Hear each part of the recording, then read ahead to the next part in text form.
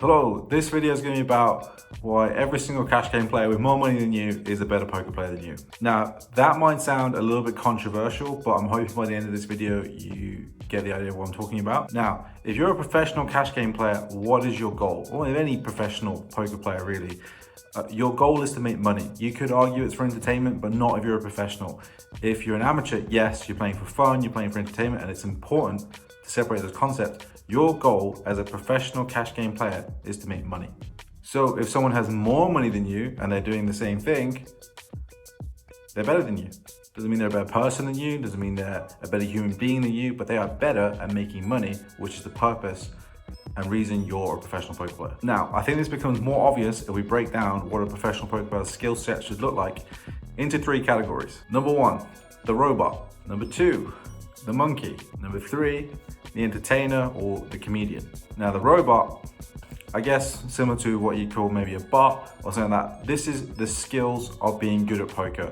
This is the knowing your 3 betting ranges, knowing when to fold, knowing C betting strategies, everything to do with skill and actual poker knowledge. This is all included in the robot. Now, some of you may think that the best robot in the world is the best poker player in the world. And I disagree. I think it's the guy with the most money. The monkey is the human side of the game. This is you dealing with your own emotions, your own tilt issues, you reading other people's emotions, you taking advantage of those emotions, you keeping yours in check, your discipline, all that kind of stuff. That's under the monkey category. Now, what you'll find when you go play live poker is there are a lot of players that are really good in the monkey category, but not as good in the robot category. A robot will beat a monkey all day long. If you're a very good poker player sitting on a table of monkeys, you're going to crush them, you're going to smash them, assuming that you don't give anything obvious away in like live tells that they pick up on or anything like that. That being said, that doesn't mean that's all there is to the game, especially when playing live poker. There's a lot of stuff on the table that a monkey will pick up on that a robot won't be able to. Or a monkey will pick up on and won't know how to take advantage of because it doesn't understand what it should do to take advantage of it. But there's a third skill, and in my opinion, an underrated skill that you see everywhere in the high stakes poker community, and that is to be the comedian and the entertainer. Now this is where we have to branch back and think about what amateur poker players want out of poker. They want to have fun, they want to enjoy themselves. They do not want to sit at a table full of robots. Now let me take an extreme example where, let's say you take a robot, best poker player in the world, but no one wants to play with him, he doesn't talk, he sits there in silence, he maybe even moans at dealers, maybe he doesn't control his own tilt, whatever it is, no one likes to play with him.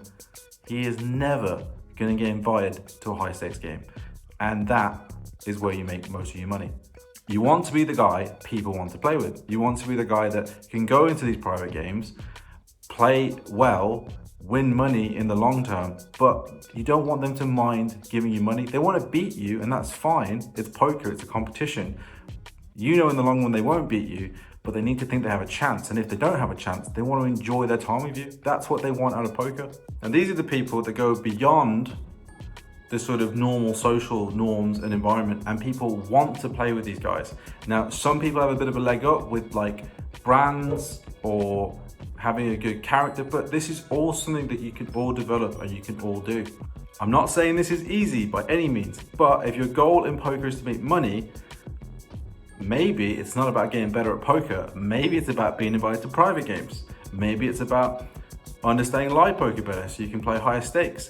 The games are softer sometimes when you get to high stakes live. You don't have to be that good at poker.